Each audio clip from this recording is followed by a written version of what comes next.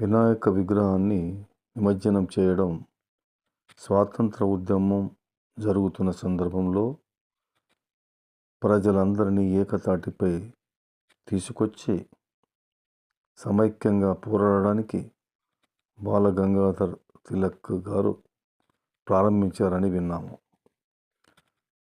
స్వాతంత్రం వచ్చిన తర్వాత అదేలాగా కొనసాగుతూ వచ్చింది. అయితే ఆనాడు ఒక గ్రామానికి ఒక గణపతిని ప్రతిష్ఠించి అదే రోజు కానీ లేక 3 రోజులకు కానీ 5 రోజులకు కానీ 7 రోజులకు కానీ 9 రోజులకు కానీ 11 రోజులకు కానీ గణపతిని నిమజ్జనం చేసేది.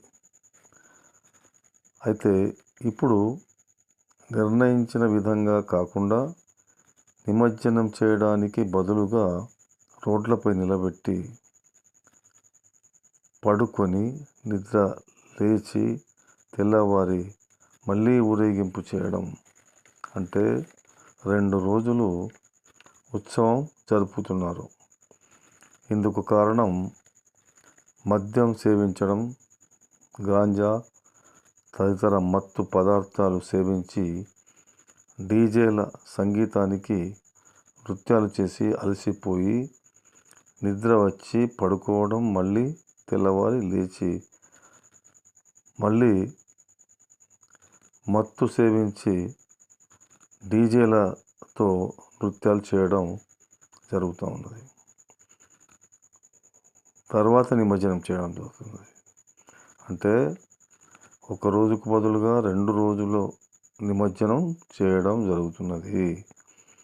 డీజేల అతి భయంకరమైన సౌండ్లతో చెవుల కూపలు పగిలే విధంగా, హార్ట్ అటాక్ వచ్చే విధంగా నృత్యాలు చేస్తున్నారు. చెవులలో దూది పెట్టుకొని చేస్తున్నారు. అంటే ఏం జరుగుతున్నది ఇక్కడ? దీనిని భక్తి అనాలా? కొన్ని చోట్ల చచ్చిపోవడం, చెవిటి వాళ్ళు అవ్వడం జరుగుతూ ఉంది. తాము ఎంజాయ్ చేయడం కొరకే అన్నట్లుగా కనపడుతున్నది. దేవుణ్ణి మొక్కుతున్నామా లేక దేవుణ్ణి వెక్కిరిస్తున్నామా మరి తెలియడం లేదు. ఇకనైనా ప్రతి ఒక్క ఉత్సవ కమిటీ సభ్యుడు ఆలోచించవలసిన అవసరం ఆసన్నమైంది.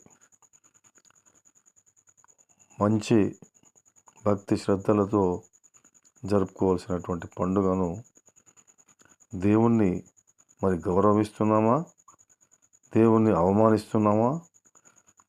చాలా ఆలోచించండి. భక్తులందరికీ, ఉత్సవ కమిటీ సభ్యులందరికీ నేను చేతులెత్తి దండం పెడుతున్నాను. ఇది ఇలాగే కొనసాగితే సమాజానికి మంచికి బదులుగా చెడు జరుగుతుంది. ఇకనైనా దీన్ని మార్చుకోవాల్సిన అవసరం ఉన్నది. జై హింద్, జై భారత్.